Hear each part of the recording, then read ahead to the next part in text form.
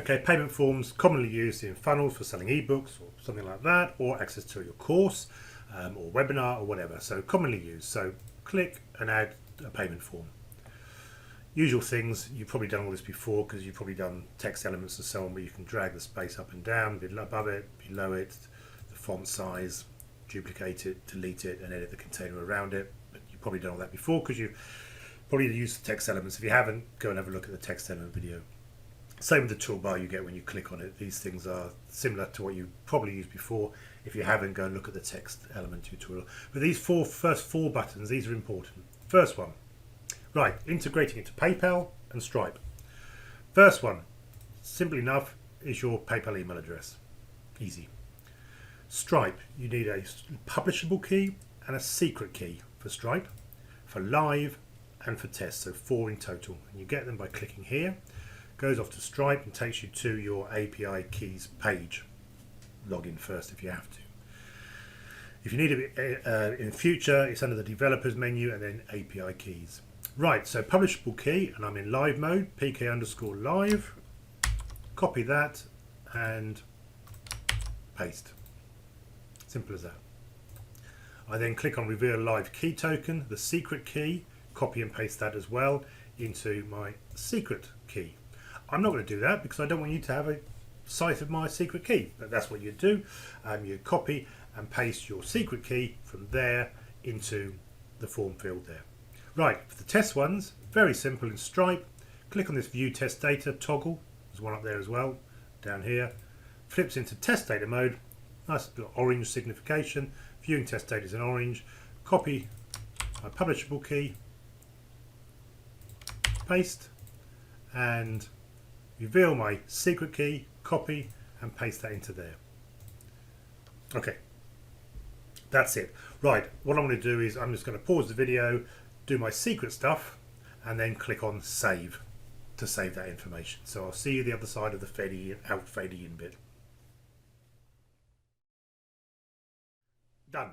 So I entered that secret key information and my PayPal email address, clicked on save and I'm back with you. So you do that once. If you do that on any page in your funnel, it will save the same information. That information is per funnel, not per page. So you can have as many different Stripe accounts on different funnels, that's fine. But within one funnel, it's one PayPal email address and one Stripe API. If you want to get payment to different Stripe accounts, separate funnels. All right. Okay, so click. Second button, overall details. What am I selling? My awesome ebook. So that's going to go to Stripe and PayPal, so make it sensible. An optional item code, PayPal only. So I tend to leave that blank. Where are they going to go? Okay, so after paying, where they're going to go? So it might be a web address, HTTP, blah, blah, blah, blah, blah.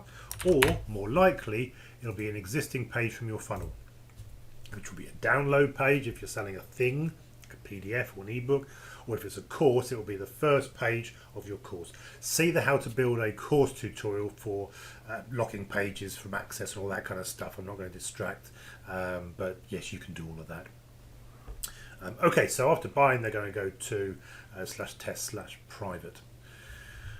Currency, I'll have dollars, and I'll switch off PayPal and leave just Stripe. Now, you can have PayPal and Stripe.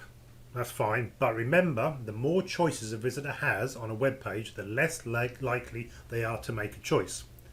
If you give a visitor one choice, one button, as long as you've got everything else good on the page, you're going to get good conversion rates. If you do 2 buttons, not only does the conversion rate go down, it's not even by half. They don't choose one or the other, it goes right down. As soon as somebody has a choice, mentally, it's a barrier. So I urge you to probably stick with Stripe if you want credit card, debit card payments, or PayPal. But if you want both, go for it. Personally, I like Stripe. The user experience is much quicker. There's less places for them to opt out of your process, your funnel. If you have PayPal, they go off to PayPal and then come back. More chance of them stopping. We don't want anything that's going to give people a chance to stop. So Stripe is nice and smooth. So I recommend Stripe. Okay, so can link to PayPal or Stripe. We've set up our overall details of the form, and the third button is putting the details into the form. So I can drag these up and down, just like on where you have your funnel manager with all your pages on your funnel Funnel Manager, you can drag them up and down. You can do the same here. If I'm selling a thing, buy my ebook, type in the title, set the price, and this little checkbox here is whether it's selected as default. Again, give less people less things to do, select their first choice. Don't want the second one, save. Done. But while I'm here, let's give a second option as a little upsell. So add item, buy all my ebooks, all 24, all my 24 ebooks for a super duper price of $4.97. Okay, remember, change the order, save. Okay, so that's done. We're still in test mode, but I'll just do a quick preview. Okay, so they can make the choice and click on the button. This is what I mean about Stripe being so integrated. It's just so much smoother. Okay, test credit card details. You're in test mode here. It says on here, it says up here, credit card details to use to test your form. All the 42s, 42, 42, 42, 42, 42, 42, 42, 42. Expiry date, anything in the future, so I put 1, 2, 3, 4, and CVC, anything, so I put 1, 2, 3. Click on pay. Off it goes, and goes to the next page that I set, and that would be my download page. So you see, it's really simple. PayPal, click on PayPal, works fine, no problem, but it goes off to PayPal. They sign in a PayPal, or they put in their credit card details, another form to fill in. You know, there's lots more to do to get through the PayPal payment point before they come back, and they may change their mind to PayPal. They may not want to join PayPal or not realize they can put in their credit card details, and so on. So Stripe is much smoother. Right, if I hadn't put in my Stripe details, remember when we put them in at the start, Stripe would have spotted that, and when you filled in your details on that pop-up form with the credit card, it would have said, you need to put your details in, so we'll catch it. Right, that's payment form. To go live, we can just click on that, tick. Reminder about Stripe plans, which I'll come on to in a second, because that's the last bit about recurring payments, which is important, particularly for courses and stuff. We need to put in our live plan ID, so I'll cover that in a second. But other than that, we've now gone to live mode. Click across, and instead of test button, it will say pay now and take my money for real. PayPal is always live. Only Stripe toggles. PayPal's always live. It's only Stripe. Right, recurring payments. Okay, so let's assume I've got a course, which is my funnel. So I've got a funnel. My first page is public, it's my landing page. I've got to sign up for my course. When I pay, I then want to go to the second page of my funnel, and third and fourth and fifth. They're all locked. They're going to have to sign in and access it. And when they sign up on the landing page, they're going to give me my money, and they're going to pay me $25 a month for the privilege. So let's get rid of this, and I'm going to switch this type to funnel for my tutorials. You could set up a recurring plan as a one-off, so click here to buy this. This is a recurring thank you page. Thank you very much. So it might not be a course, it might be something else. So you don't have to do it to a funnel. You can stick with something else. Not true. Right, so to set up recurring access, let's switch over to our funnels. Going to get rid of my things. I'm going to set up recurring payment to my funnel, my course. So all my course pages are locked. They're going to have to log in. They're going to have to pay first. When they pay, they're going to pay me $25 a month for the privilege of accessing my course. So the first thing I do is switch type to funnel and choose a funnel that I want to sell access to. It's $25 a month. So the price I put in here is $25, just to set the monthly price. But what I put in here is a Stripe plan ID. So not PayPal, this is purely Stripe only, credit card, debit cards, okay? Recurring payments with credit or debit cards. The Stripe plan ID. Let's go back to Stripe. Let me go to test data. and it works exactly the same in test or live. I go to billing and I set up products. So let's create a new product. This is a new product for my tutorial. My new tutorial. That's the product name. Will appear on customers' receipts and invoices. Make it sensible. Unit label I don't tend to worry about, and statement descriptor what appears on the customer's bank statement. So new tutorial. Create a product. So that creates the overall product. Within a product, you can have lots of different pricing plans, like monthly and weekly and annually and all the rest of it. So it asks you for the first one. So this is going to be my plan nickname, tutorial monthly. The ID, I always use the default, what it gives me, because it prefixes it with plan.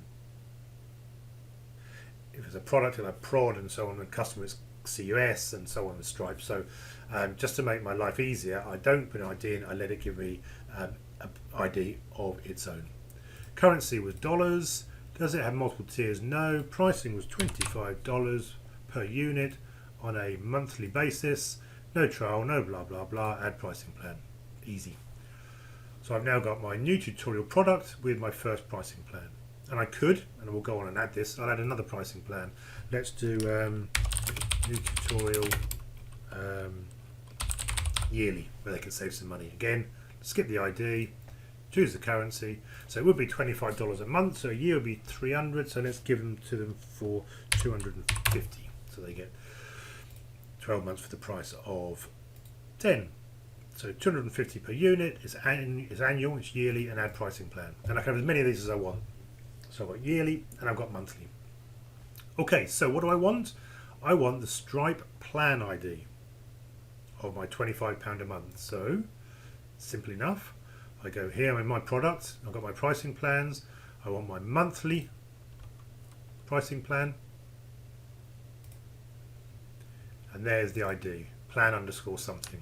Again, that's why I chose the default, because it's quite clear this is a plan ID, not a product ID or something else. And I paste it in there, and I save. And let's put in my annual one as well. So I'm going to add another item to the funnel, to tutorials. It's going to be, what was it, £250 a year.